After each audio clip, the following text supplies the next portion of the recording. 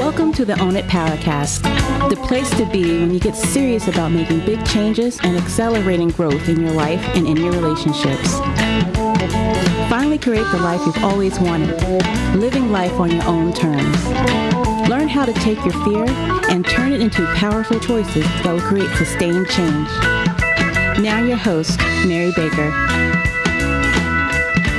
Hey everyone, welcome back to the Own It Powercast, a place where you can come to get what you need to move yourself forward. Hey, it's Mary Baker, and welcome to episode 103, Crazy-Makin Manipulation, Passive-Aggressive Behaviors, What is Toxic and Why? Okay, so as you know, all month, we're going to be looking at what makes a relationship relatively healthy and stable versus toxic and everything in between, and how to assess the ones you're in as you follow along. Each week, we're going to look at different aspects to this because I think each one is so important.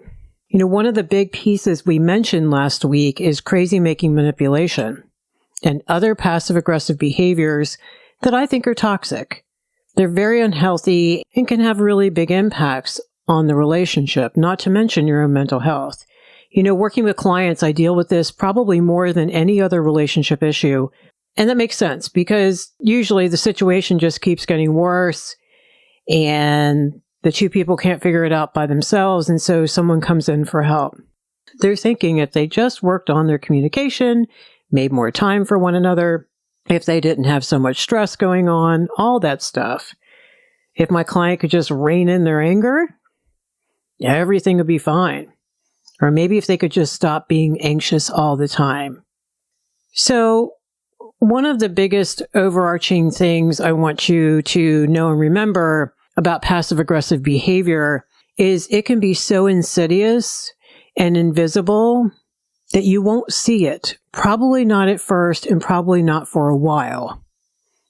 Because it's not as overt and direct and obvious and in your face as aggressive, overtly controlling behavior is. We can see that. You can't miss it when someone's barraging you with a million questions, yelling at you, trying to push you around physically. Those things are obvious. And we know about those controlling relationships. But today I want you to focus more on the more subtle, the behaviors in relationships where you feel queasy and uneasy and probably angry and you're not sure why. That's what I'm talking about. Because there's usually a very profound why behind all that. Some of the big consequences of dealing with passive-aggressive behavior over time, like chronically in a relationship, is you lose your self-trust. And what I mean by that is you stop trusting what you know just happened, what your thoughts are, what you're really feeling about something, what you really need, and on and on. When you have passive-aggressive behavior in a relationship, depending on how bad it is and how prevalent it is, it's really going to be hard to have good connection. You know, there might be infatuation, there might be enmeshment, but I'm talking about good, healthy connection because you can't connect if you're not vulnerable. And remember, all controlling behavior is fear-driven. It's the opposite of vulnerability. It's about manipulating you and manipulating an outcome. Even people-pleasing, guys, is manipulation. You're trying to manage the impression that someone has of you. You can't connect with the truth.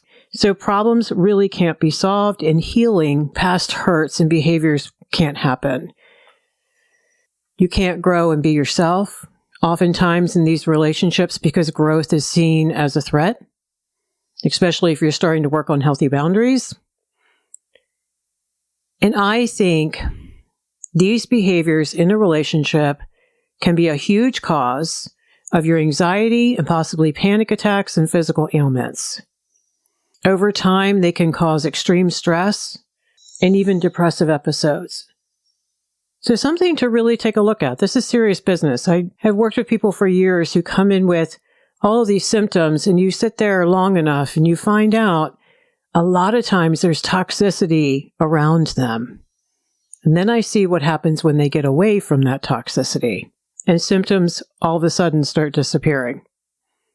So we really need like 7 episodes to really dive deep here But today, at least, I want to go over some of the more commonplace manipulative and passive-aggressive behaviors. Now, again, I see all of them as manipulative because it's all about controlling the outcome. But some of them are a lot more vicious and destructive than others. They're all about controlling the outcome because I'm trying to get you to think, feel, or do something. Or I'm trying to avoid responsibility in the truth. And again, avoiding vulnerability at all costs. Because being vulnerable means taking risks, saying no and holding the line, no matter what happens, asking directly for what we need, sharing our fears and our self-doubts, sharing our shame. It means taking responsibility, which sounds obvious, but can be very hard to do. All right, so one of the typical ways that I know we're all familiar with, because we've been either on the receiving end or the giving end, or maybe both, is guilting or guilt tripping. According to yourdictionary.com, to guilt is defined as to try to make someone feel bad or coerce someone into doing something by making him feel bad. Like when you tell your friend over and over how sad and disappointed you will be if she doesn't come to your party. So this is you guilting her and trying to make her feel bad for not wanting to come to your party. Or hearing things like, "Are you sure you want to leave your poor sister like this?" Implying you're an awful person. Don't set boundaries, don't say no. How about another one? "But I thought we were going to go tonight. Now I won't have anyone to hang out with." You're responsible for their choices to not have anyone else. Now, caveat, if you were just ducking out of a responsibility and you made a commitment and bought the tickets, that's different. But let's say they asked you at the last minute and you already had plans, or you were going to go, but then something big came up, like you weren't feeling well or had an emergency, had a viable reason not to go. If you hear that statement, "No, I won't have anyone to hang out with," yeah, it's kind of crappy. So when you're guilted, they point out their own efforts and hard work to make you feel as if you've screwed up and you've let them down. Maybe they go quiet when you say no, so you get silently punished.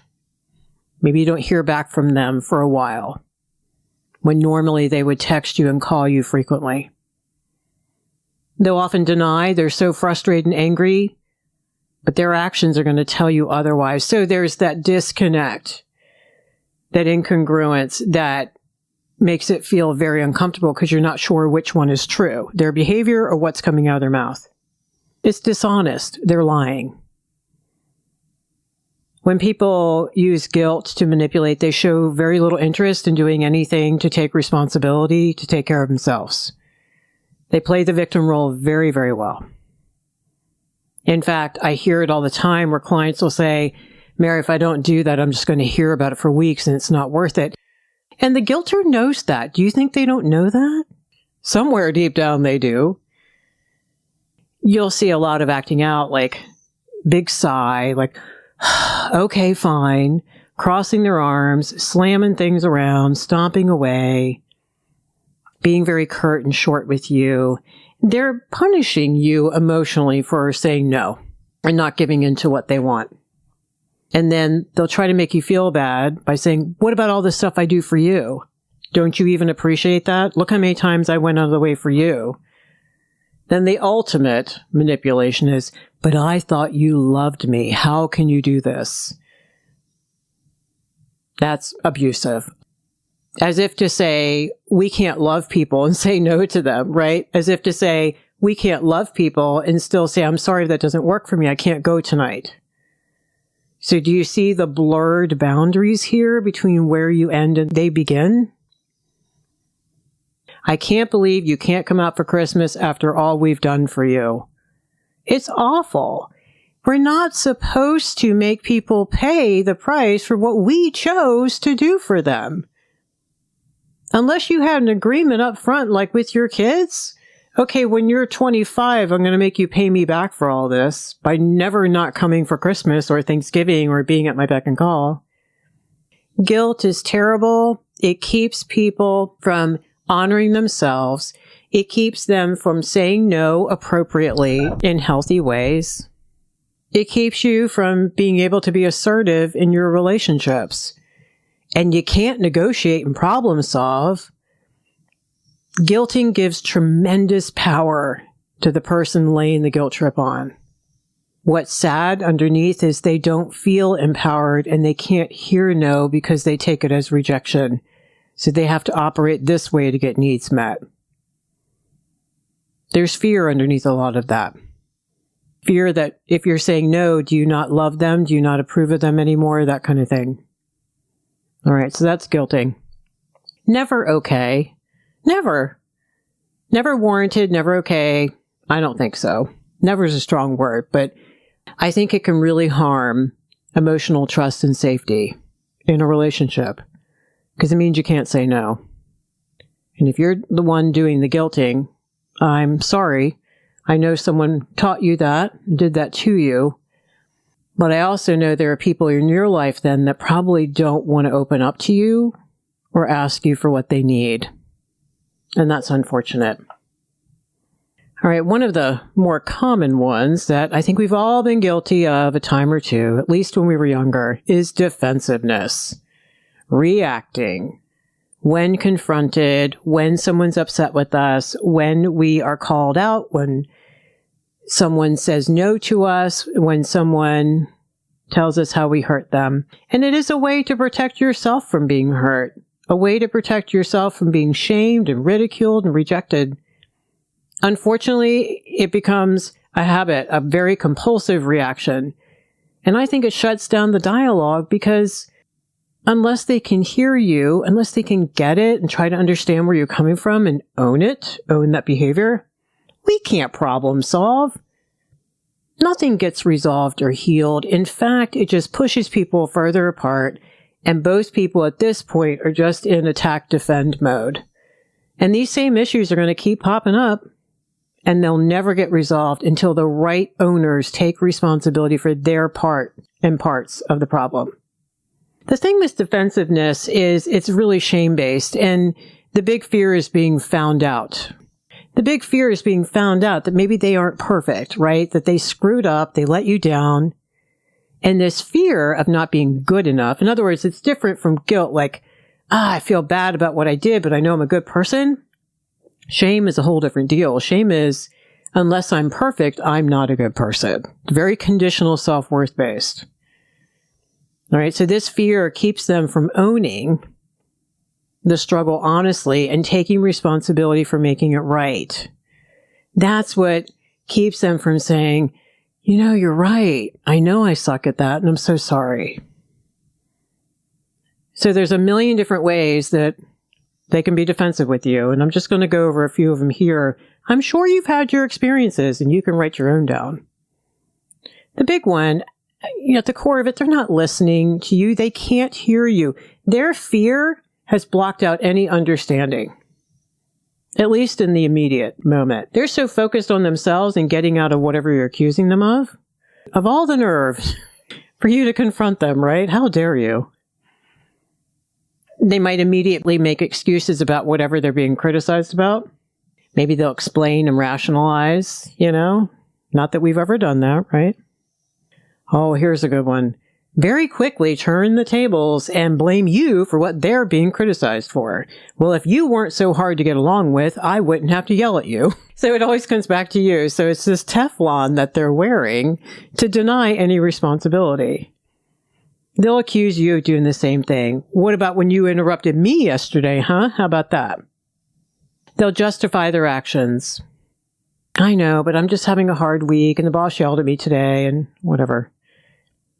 They'll bring up past things that you did wrong to avoid talking about the current issue. So they'll try to divert, distract, deny very quickly. If that happens, you just want to cross your arms and say, I think I want to bring it back to what I just asked you about. More worrisome is they'll tell you that you should not feel the way you do, that it's not a big deal and get over it. They'll minimize it. Now, they're minimizing it because they're terrified. It's not okay to do. And for you, it's really shitty because that's minimizing and invalidating you. In fact, defensiveness does nothing but invalidate the other person. And a lot of people don't get that until we point it out and we start talking about it. And I have them role play, and I have the other person get defensive back to them, and so that they can see how it feels, because if you go to someone and say, hey, it really hurt when you did that last night, and they get defensive, they invalidate that your feelings matter, that what you need matters, that you have a right to ask for what you need. So defensiveness is not going to kill a relationship right away. If that's all you ever get over time, yeah, it will. I've seen plenty of relationship end because one person just could not take the defensiveness much more. They needed their partner to start taking some responsibility. One of the worst forms of manipulation is gaslighting. I think we all know that. It is incredibly destructive. It does serious damage to the receiver's self-esteem, even down to their mental health overall, even their physical health. I've seen it cause tremendous stress and stress-induced illness in clients. It's nothing to joke around about. Gaslighting is all about control, and it is abuse. Hearing things like, you're too sensitive, because they show total lack of empathy. Plus, it can make you think, maybe you are too sensitive. Then you start doubting your feelings. Or hearing things like, that's ridiculous, that's not true. I never said that. Because you're bringing up something that they said before and you caught them, and that's how they try to get out of it. Or they'll say, that wasn't my intention, you just misunderstood me. And if this happens in the beginning of the relationship, you might stop and say, maybe they never meant to be hurtful, because you want to give them the benefit of the doubt. They're so charming, they're so engaging. Or when you hear, can't you even take a joke? That's just really nasty and insensitive. You are the only one who gets to decide whether you think something's funny or not. And 9 times out of 10, when you get upset, the joke was at your expense, or it was a nasty statement, passive-aggressively said. One of my favorites is, but I just don't understand. That's how they get you to explain it 5 more times. We've talked about that here before. And it's their way to stonewall, because they don't want to deal with it. You just sat there and took 10 minutes to explain what you were upset about, what you needed to change in the relationship. They make it so you have to explain again. And please, don't be mad at yourself if you stepped in the dog do, but now you know next time you don't have to. Because here's the thing. If they wanted to hear you, if they could hear you, and if they chose to listen and take you seriously, you wouldn't be hearing that statement at all. It's also a very subtle but very effective way to wear you down over time and make you doubt yourself. It's just what happens in our brain. If someone questions us, we immediately go, oh gosh, wait, is this true? Is this my truth? Is this really happening? You might hear, you take things too seriously, you're too serious, you're overthinking it, you're so dramatic, it's not that big of a deal, which I think is awful. It is so hurtful and disrespectful. It's shaming and abusive.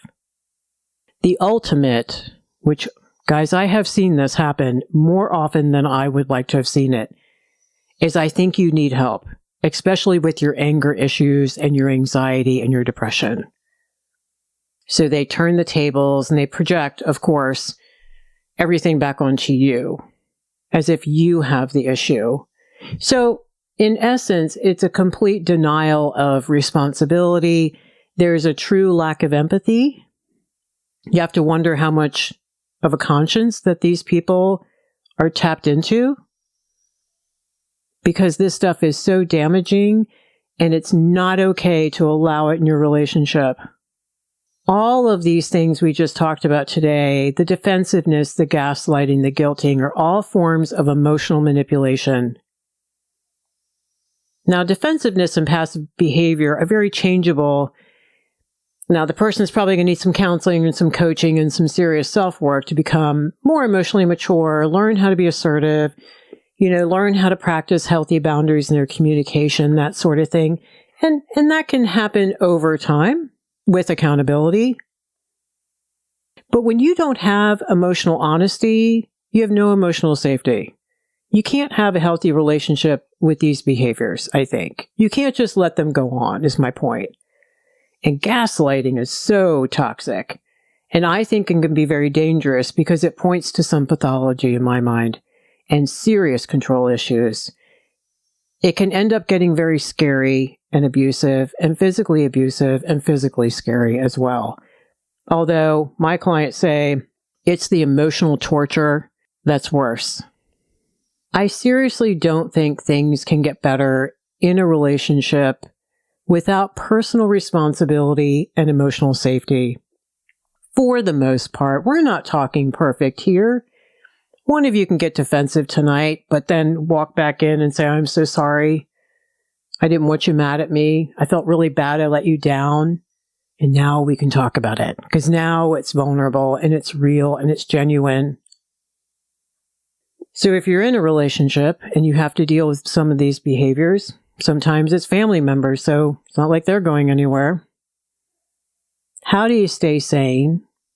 More importantly, if you're in a partnership where you're so beaten down and so anxious and depressed and your self-esteem is so battered, you're going to need to do these things anyway for a while before you even have the strength to set big boundaries. But the first one is to stand in your truth, hold on to your truth, write it down, speak it, surround yourself with people who get it, who get the manipulative behavior on the other end. That is very key. There are even some counselors and coaches who don't understand manipulation, and they're not going to be able to help you. In fact, it may be detrimental if you go to a couples counselor or a relationship coach with people who don't get manipulation, because they're going to try to treat it differently, is my point. So surround yourself with people who get it and will remind you of the crazy. Yes, it's crazy and you're not crazy. Okay. And you're going to have to do this early and often. And yes, you're going to be sick of telling them. And yes, they're going to be sick of hearing it, but you got to do it. Your brain needs to hear the truth over and over and over again. It has been brainwashed by this point, guys. Another way to stay sane is stay focused on honoring your own thoughts and your own feelings, practicing detachment, write them down, journal, keep sharing them with people who can hear you. Go sit with a counselor or a relationship coach or an empowerment coach who can help you work on getting your own strength back. One of the biggest things, which is a little controversial, but something that I recommend and something I've noticed makes a big difference, is you got to limit your exposure to the crazy in whatever ways you can figure out how to do that. You don't call mom as much this week. You find other things to do outside the home. You find other people to connect with who are healthier.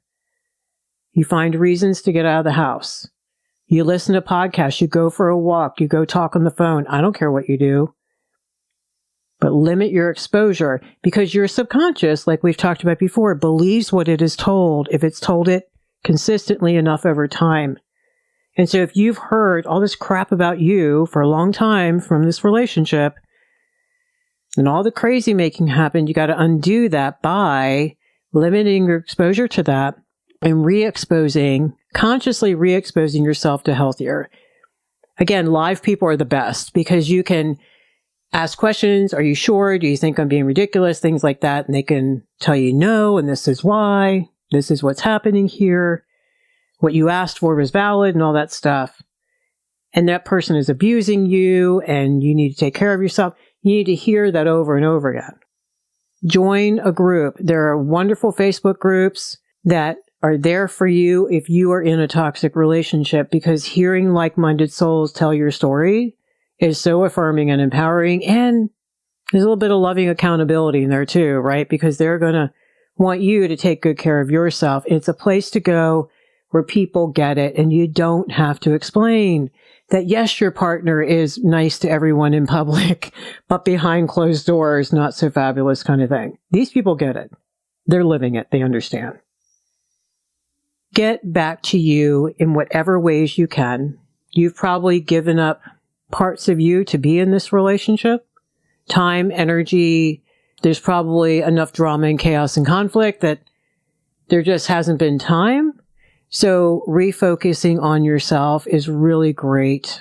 Spending time walking, journaling, meditating, do yoga. Do things you love or you used to love.